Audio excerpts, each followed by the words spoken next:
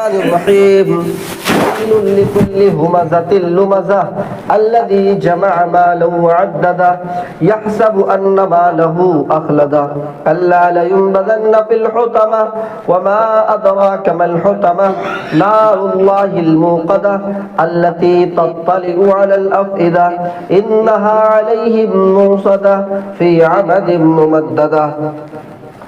ہر قسم کی تعریف و توصیف کبریائی و بڑائی اس اللہ رب العزت کے لیے لائق و سزاوار ہے جو ہم سب کا خالق، مالک، رازق، مربی اور پالنہار ہے، جس نے ہم تمام لوگوں کو اس دنیا فانی کے اندر پیدا کیا اور پیدا کرنے کے بعد ہم کو یوں ہی بیکار و برباد ذلت و ضلالت کی گمراہی میں بھٹکتا ہوا نہیں چھوڑا، بلکہ ہماری رشد و ہدایت کے لیے اس دنیا میں بہت سارے انبیاء کرام کو مبعوث فرمایا.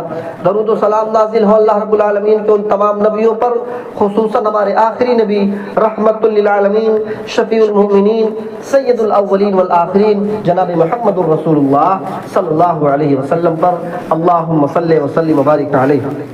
حضرات، خطبہ مسنونہ کے بعد قرآن کریم کی 30ویں پارے سے ایک چھوٹی سی سورت پڑھی گئی ہے جس کا نام سورہ ہمزہ ہے. آپ سبھی لوگوں کو یاد بھی ہوگی، نماز میں اکثر ہم لوگ پڑھتے بھی ہیں یہ سورت. اس سورت میں دو چیزوں کا ذکر کیا گیا ہے، دو چیزوں کے بارے میں بتایا گیا اور ڈرایا گیا ہے. آئیے سرسری طور پر ہم اس سورت کا ترجمہ سنتے ہیں کہ اس میں کہا کیا جا رہا ہے. سورت تو پڑھیں گے تو سمجھ میں نہیں آئے گا، ترجمہ جب کیا جائے گا تبھی سمجھ میں آئے گا. تو ترجمے پر آپ غور کریے. اللہ رب العالمین فرماتا ہے وَيْلٌ لِكُلِّ هُمَزَةٍ لُمَزَةٍ، بربادی ہے ہر اس شخص کے لیے. وَيْلٌ لِكُلِّ هُمَزَةٍ لُمَزَةٍ، بربادی ہے، تباہی ہے ہر عیب بیان کرنے والے کے لیے، نکتہ چینی کرنے والے کے لیے، غیبت کرنے والے کے لیے. الذی جمع مالا وعددا، جو مال کو جمع کرتا ہے، اس کو اکٹھا کرتا ہے اور اسے گن گن کر رکھتا ہے. یحسب ان مالہ اخلدا، اور وہ یہ سمجھتا ہے کہ اس کا مال اس کو ہمیشگی عطا کر دے گا، وہ اپنی مال کی وجہ سے ہمیشہ زندہ رہے گا. وہ یہ سوچتا ہے اب مال بٹور لیے ہیں، اکٹھا کر لیے، اب ہمیں کچھ نہیں ہوگا. کلا، اللہ فرماتا ایسا ہرگز نہیں ہے، ایسا ہرگز نہیں ہے. لَيُنبَذَنَّ فِي الْحُطَمَةِ، اسے ضرور پھینک دیا جائے گا حطمہ کے اندر. حطمہ کے اندر، یہ حطمہ کیا ہے؟ یہ حطمہ کیا چیز ہے؟ عربی زبان میں حطمہ یحتمو کے معنی ہی ہوتا ہے توڑ پھوڑ دینے والی چیز، کوٹ دینے والی چیز. یعنی اس کو پھینک دیا جائے گا ایسی جگہ جہاں اس کی کٹائی ہوگی، پٹائی ہوگی، اس کو توڑ پھوڑ دیا جائے گا. لَيُنبَذَنَّ فِي الْحُطَمَةِ، اسے ضرور پھینک دیا جائے گا حطمہ کے اندر. آگے اللہ خود فرماتا ہے وَمَا أَدْرَاكَ مَا الْحُطَمَةُ، ارے تم کیا جانو یہ حطمہ کیا ہے؟ تمہیں کیا معلوم؟ کیا معلوم حطمہ کیا ہے؟ وَمَا أَدْرَاكَ مَا الْحُطَمَةُ، تمہیں کیا معلوم کہ یہ حطمہ کیا ہے؟ اللہ آگے فرماتا ہے نار اللہ الموقدہ، یہ اللہ کی آگ ہے. اچھا یہ کہہ دیتا آگ ہے تب بھی اللہ کی مانی جاتی، سب اللہ کی ہی ہے. لیکن اللہ یہاں اپنے بندوں کو ڈرانے کے لیے کیا کہہ رہا ہے؟ نار اللہ الموقدہ، یہ اللہ کی آگ ہے، ڈرانے کے لیے. اس آگ کے بارے میں آپ نے سنا ہوگا، اللہ کے پیارے نبی صلی اللہ علیہ وسلم فرماتے ہیں کہ جب اس جہنم کی آگ کو 1000 سال تک جلایا گیا تو وہ آگ سرخ ہو گئی، لال ہو گئی، اور پھر جب 1000 سال تک جلایا گیا تو وہ آگ سفید ہو گئی، اور پھر جب 1000 سال تک جلایا گیا تو وہ آگ کالی ہو گئی، جو ابھی تک جہنم کی آگ کالی ہے. ہم جو آگ استعمال کرتے ہیں، کھانا پکاتے ہیں، ٹھنڈی کا موسم چل رہا ہے، آگ جلا کر کے ہاتھ سیکتے ہیں، پیر سیکتے ہیں، یہ جہنم کی آگ سے 69 گنا کم ہے. 69 گنا جہنم کی آگ سے دنیا کی آگ جس کو ہم استعمال کرتے ہیں 69 گنا کم ہے. اب سوچئے یہ 69 گنا جو کم آگ ہے درجے کی، اس آگ میں ہم 1 منٹ تک اپنے ہاتھ کو نہیں رکھ سکتے. اگر رکھ دیں گے تو جل جائے گی، اور جلی ہوئی چیز جلدی ٹھیک نہیں ہوتی. پھر اس آگ کی حالت کیا ہوگی؟ فرمایا نار اللہ الموقدہ، یہ جہنم کی آگ ہے، یہ اللہ کی آگ ہے جسے جلایا گیا، جسے بھڑکایا گیا ہے. اور پھر آگے فرمایا التی تطلع علی الافئدہ، اور یہ آگ ایسی ہے جو انسان کے دل تک پہنچ جائے گی. یعنی اس میں ڈالنے کے بعد دل تک پہنچ جائے گی کا مطلب اس میں ڈالیں گے تو موت، آگ پھر مرنے کے بعد پھر موت آئے گی نہیں. جہنم میں جب ڈالا جائے گا تو وہ آگ دل تک پہنچ جائے گی. یعنی جلتے جلتے اس کا دل، دنیا کی آگ میں اگر زندہ انسان کو ڈالا جائے تو دل تک آگ پہنچتے پہنچتے وہ انسان مر جائے گا، لیکن جہنم میں موت نہیں آئے گی، اس لیے وہ آگ دل تک پہنچ جائے گی۔ اور دل تک پہنچنے کا ایک مطلب یہ ہے کہ انسان کو جب دل پر تکلیف ہوتی ہے تو جلدی بھولتا نہیں ہے۔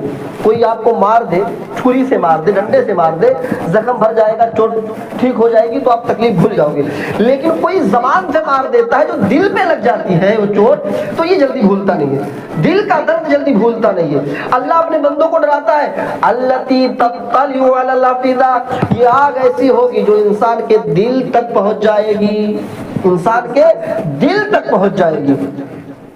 التی تطلع علی الافئدہ انہا علیہم موصدہ، اور یہ آگ چاروں طرف سے پیک ہوگی، چاروں طرف سے بند ہوگی۔ آپ نے دیکھا ہوگا کہ جب بلڈنگ پہ آگ لگتی ہے 4 منزل 5 منزل کے اوپر، اور بھاگنے کا کوئی بالکنی ہوتا ہے، کھڑکی ہوتا ہے، دروازہ ہوتا ہے، تو انسان یہ نہیں سوچتا کہ 4 منزل کے اوپر سے کودیں گے تو ہم بچیں گے کہ نہیں بچیں گے، ہمارا پیر بچے گا کہ نہیں بچے گا، وہ آگ سے بچنے کے لیے 4 منزل 5 منزل کے اوپر سے کود جاتا ہے۔ لیکن اللہ فرماتا ہے انہا علیہم موصدہ، یہ آگ جہاں لگی ہوگی چاروں طرف سے بند ہوگی، بھاگنے کا کوئی راستہ نہیں ہوگا، بند کمرے میں جہنم پیک ہوگی، بالکل بھاگنے کا کوئی راستہ نہیں۔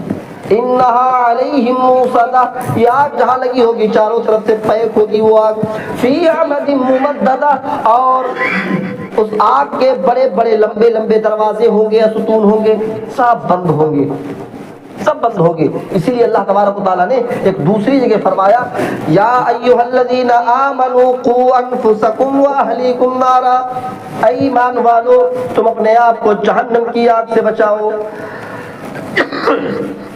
یا ایھا الذین آمنوا قوا انفسکم واہلیکم نارا، اے ایمان والو تم اپنے آپ کو جہنم کی آگ سے بچاؤ اور اپنے اہل و عیال کو، اپنے فیملی کو، اپنے پریوار کو، اپنے بال بچوں کو بھی جہنم کی آگ سے بچاؤ۔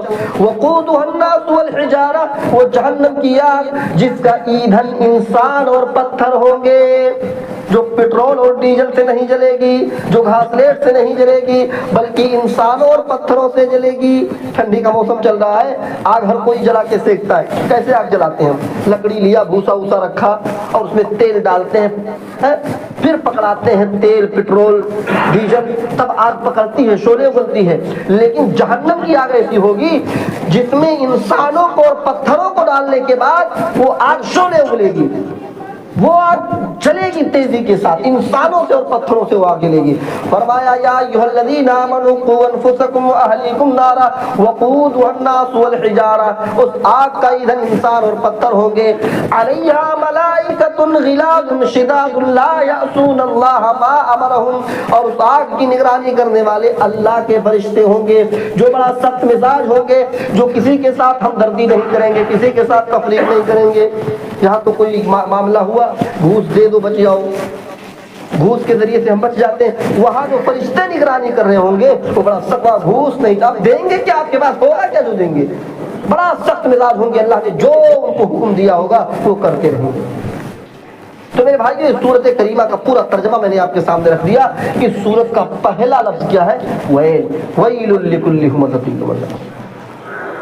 اور قرآن کریم میں 2 صورتیں ایسی ہیں جو ویل سے شروع ہو رہی ہیں، 2 صورتیں، ایک تو یہ سورہ ہمزہ، ویل لکل ہمزۃ لمزہ، جو ہم سب کو یاد ہوگی، اور ایک اور صورت ہے وہ بھی 30ویں پارے میں ہے جس کا نام ہے سورہ مطففین۔ اور دونوں صورتوں کا تعلق، دونوں صورتوں کی پہلی آیتوں کا تعلق انسانیت سے ہے۔ ویل لکل ہمزۃ لمزہ بربادی ہے ہر عیب بیان کرنے والے کے لیے، غیبت کرنے والے کے لیے، اور جو سورہ مطففین ہے جو ویل سے شروع ہو رہا ہے وہ مال کے تعلق سے، فرمایا ویل للمطففین، بربادی ہے، تباہی ہے ناپ تول میں کمی کرنے والے کے لیے، یعنی ناجائز طریقے سے مال کھانے والے کے لیے بربادی ہے۔ دونوں صورتیں ویل سے شروع ہو رہی ہیں اور دونوں صورتوں کا تعلق انسانیت سے ہے۔ ویل عربی زبان میں کسی کو دھمکی دینے کے لیے استعمال کیا جاتا ہے، کسی کو دھمکی دیا جاتا تو ویل کا لفظ استعمال کیا جاتا ہے۔ اللہ تعالیٰ یہاں بندوں کو دھمکی دے رہا، ویل لکل ہمزۃ لمزہ ویل للمطففین، بربادی ہے، تباہی ہے ہر اس شخص کے لیے جو ناپ تول میں کمی کرتا ہے۔ ویل لکل ہمزۃ لمزہ، بربادی ہے، تباہی ہے عیب بیان کرنے والے کے لیے، غیبت کرنے والے کے لیے بربادی ہے۔ اور ویل مفسرین نے کہا ویل یہ جہنم کی ایک وادی کا نام ہے، ویل جہنم کی ایک وادی کا نام ہے۔ اگر اس کا ترجمہ میں یوں کروں، ویل لکل ہمزۃ لمزہ، جہنم ہے ہر شخص، اس شخص کے لیے جو غیبت کرتا ہے، عیب کو بیان کرتا ہے، اس کے لیے جہنم ہے، تو غلط نہیں ہوگا۔ اور فرمایا دوسری سورت میں ویل للمطففین، اس شخص کے لیے جہنم ہے جو ناپ تول میں کمی کرتا ہے۔ ان دونوں آیتوں کے ضمن میں چاہتا ہوں ایک مسلم شریف کی بڑی پیاری حدیث ہے، میں آپ کے سامنے رکھوں۔ اللہ کے پیارے نبی صلی اللہ علیہ وسلم نے صحابہ سے پوچھا، قال اتدرون ما المفلس، اے میرے صحابہ کیا تم جانتے ہو کہ مفلس کون ہے؟ کیا تمہیں معلوم ہے مفلس کون ہے؟ صحابہ نے کہا اللہ کے نبی ہم جانتے ہیں۔ قالوا المفلس فینا من لا درہم له ولا متاع، ہمارے نزدیک تو مفلس وہ ہے جس کے پاس روپیہ پیسہ نہ ہو، کھانے پینے کا کوئی سامان نہ ہو، گھر و مکان نہ ہو، وہی مفلس ہے۔ آج ہم بھی اسی کو مفلس مانتے ہیں جس کے پاس کچھ نہ ہو۔ صحابہ نے بھی یہی جواب دیا کہ اللہ کے نبی مفلس وہ ہے جس کے پاس درہم و دینار نہ ہو، کھانے پینے کا کوئی چیز نہ ہو، وہ مفلس ہے۔ اللہ کے نبی نے کہا یہ دنیا کے اعتبار سے مفلس ہے، یہ دنیا کے اعتبار سے مفلس ہے۔ میری امت کا مفلس وہ ہے جو نماز تو پڑھتا ہے، روزے تو رکھتا ہوگا، حج تو کرتا ہوگا، لیکن وہ دوسروں کے لیے، اپنے لیے نہیں، دوسروں کے لیے۔ قیامت کے دن ایک ایسے شخص کو لایا جائے گا جو بڑا نمازی ہوگا، بڑا روزے دار ہوگا، حج بھی اس نے کیا ہوگا، وہ زکوٰۃ بھی دی ہوگی۔ اللہ تعالیٰ اس کی نیکیوں کو دیکھے گا، اس کی نیکیوں کی بنیاد پر اللہ تعالیٰ اسے جنت میں جانے کا حکم دے دے گا کہ تو جنت میں جا، تو نے بہت نیکی کی ہے، بہت نمازیں پڑھی ہے، جا جنت میں۔ لیکن اس کی حالت یہ تھی، دنیا میں وہ نمازی تو تھا، روزے دار تو تھا، حاجی تو تھا، زکاتی تو تھا، لیکن دنیا میں وہ کسی کو مارتا تھا، کسی کی غیبت کرتا تھا، کسی کو برا بھلا کہتا تھا، کسی کا خون بہایا تھا، کسی کا ناجائز طریقے سے مال ہڑپا تھا، ناپ تول میں کمی کی تھی، یہ ساری برائیاں اس کے اندر تھی، لیکن بڑا نمازی تھا، بڑا روزے دار تھا۔ اللہ تعالیٰ اس کی نیکیوں کی بنیاد پر اسے جنت میں جانے کا حکم دے دے گا، لیکن دنیا میں اس نے جس کا حق مارا ہوگا، جس کی غیبت کی ہوگی، وہ سارے لوگ جمع ہو جائیں گے اللہ کے پاس اور کہیں گے اللہ یہ انسان کہاں جا رہا ہے؟ اللہ کہے گئے تو جنت میں جا رہا ہے، اس نے بڑی نیکیاں کی ہیں، بڑی نمازیں پڑھی ہیں، اپنی نیکیوں کی بنیاد پر وہ جنت میں جا رہا ہے۔ وہ لوگ کہیں گے اللہ ٹھیک ہے وہ جنت میں جا رہا ہے، لیکن اس نے دنیا میں میری غیبت کی تھی، اس نے دنیا میں مجھے مارا تھا، میرا خون بہایا تھا، میرا مال کھایا تھا، میری زمین کو ہڑپا تھا۔ اللہ کہے گا اچھا، اس کو بلائے گا ادھر آؤ، تم نے ان لوگوں کو ایسا تکلیف دیا تھا؟ وہ کہے گا ہاں۔ اب اس دن کو تو ڈے آف ججمنٹ، فیصلے کا دن کہا گیا۔ اس دن ہر انسان کو انصاف ملے گا، اس دن ہر انسان کو انصاف ملے گا۔ اللہ تعالیٰ وہاں تو کوئی کرنسی نہیں ہوگی کہ کیا اس کے بدلے میں دیا جائے۔ اس نے جو نمازیں پڑھی ہوگی، روزے رکھے ہوں گے، اس کی نماز اور روزے کی نیکیاں ان تمام لوگوں کو دے دی جائے گی۔ اس کی غیبت کیا تھا، جس کو مارا تھا، جس کا مال کھایا تھا، اس کو دے دی جائے گی۔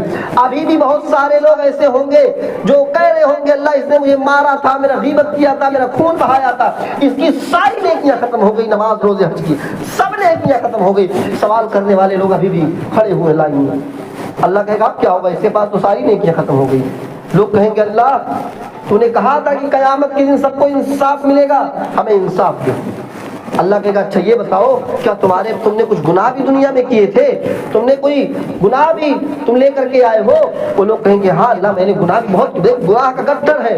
اللہ تعالیٰ ان کے گناہ کو اس کے اوپر ڈال دے گا، ان سارے لوگوں کے گناہ کو اس کے اوپر ڈال دے گا جو ابھی نماز اور روزے کی بنیاد پر جنت میں جا رہا تھا، نماز اور روزے کی بنیاد پر، حج اور زکوٰۃ کی بنیاد پر جنت میں جا رہا تھا، لیکن معاملہ اس کا یہ تھا کہ دنیا میں کسی کو مارا تھا، کسی کی غیبت کی تھی، کسی کا خون بہایا تھا، کسی کا مال کھایا تھا، کسی کی زمین ہڑپی تھی۔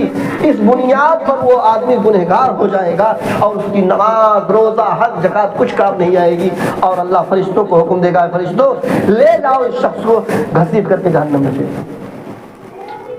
नमाज रोजे सब बेकार हो जाएंगे। इसलिए अल्लाह ने फरमाया वैलुल लिकुल्लि हुमज़तिल लुमज़ा, बर्बादी है, तबाही है ऐब बयान करने वाले के लिए, गीबत करने वाले के लिए, नुक्ताचीनी करने वाले के लिए। अच्छा, ये हम पढ़ते हैं सूरत वैलुल लिकुल्लि हुमज़तिल लुमज़ा, ये हुमज़तिल, ये हुमज़ा और लुमज़ा क्या है? हुमज़तिल लुमज़ा, ये हुमज़ा और लुमज़ा क्या है? हम पढ़ते हैं लेकिन समझने की कोशिश नहीं करते।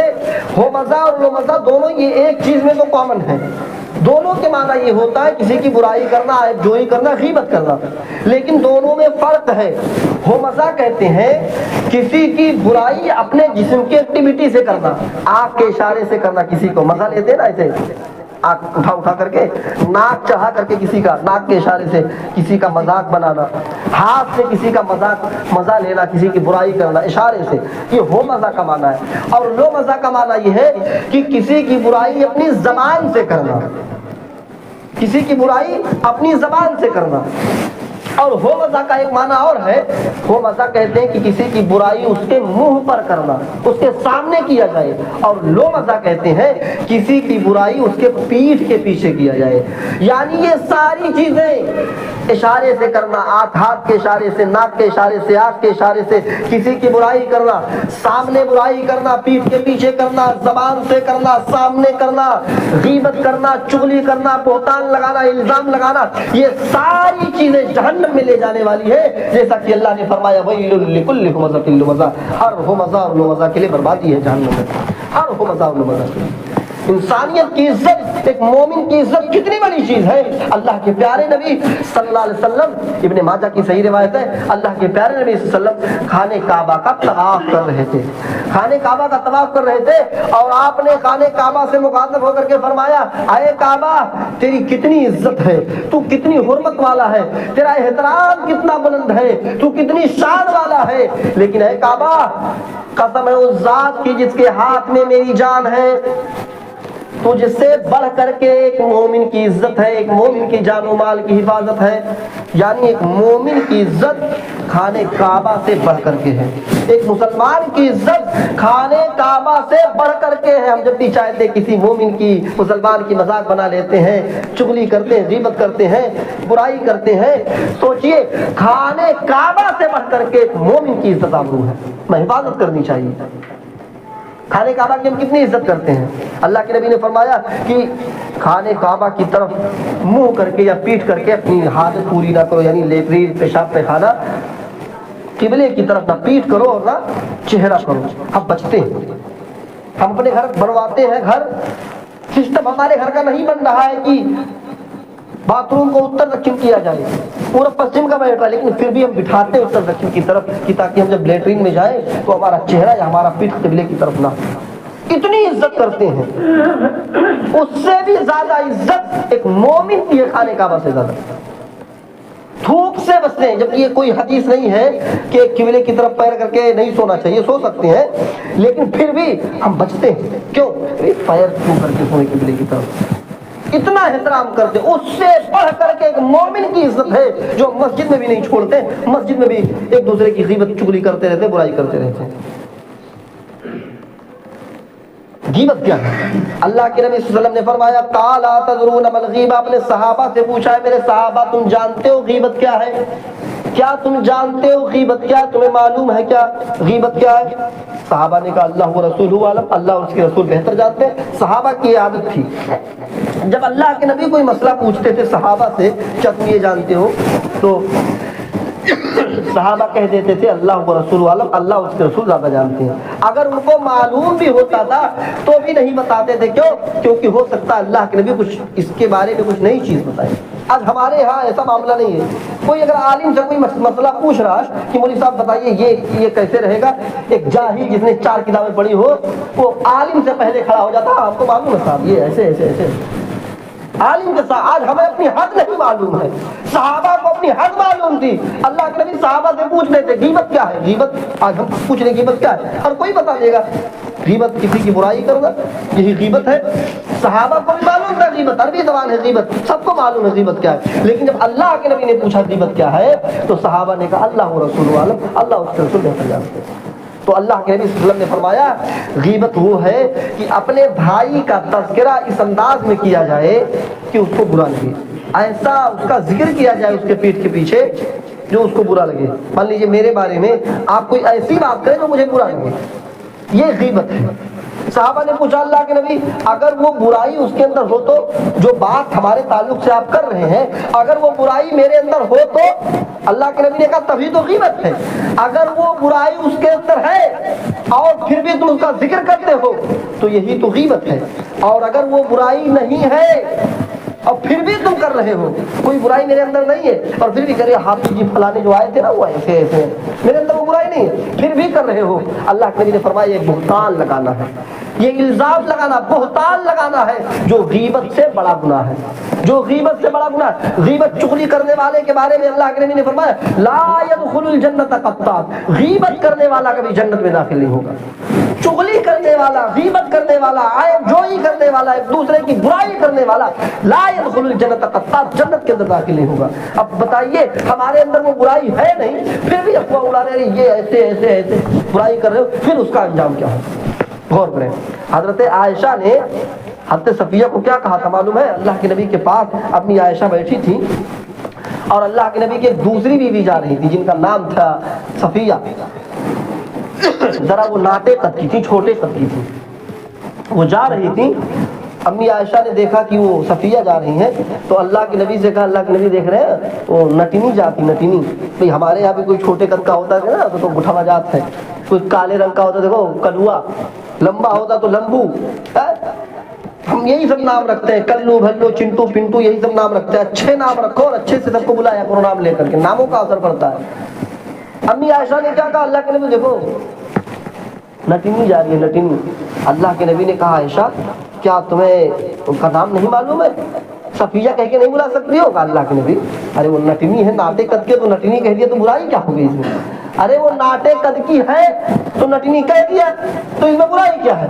اللہ کے نبی نے کہا یہی تو برائی ہے، تم جانتی نہیں ہو جو وہ ناٹے قد کی ہے اور تم نے نٹنی کہا ہے اس کو، یہ جملے کتنے سخت ہیں اور کتنے خطرناک ہیں۔ عائشہ تم نے جو جملے کہے ہیں اپنی زبان سے حضرت صفیہ کو جو تم نے نٹنی کہا ہے، اگرچہ وہ ناٹے قد کی اور تم نے نٹنی کہا ہے، یہ جملے اتنے سخت ہیں، اتنے خطرناک ہیں کہ اگر اس جملے کو سمندر کے اندر ڈال دیا جائے تو پورا سمندر کا پانی زہریلا ہو جائے گا، اتنا خطرناک ہے یہ جملے۔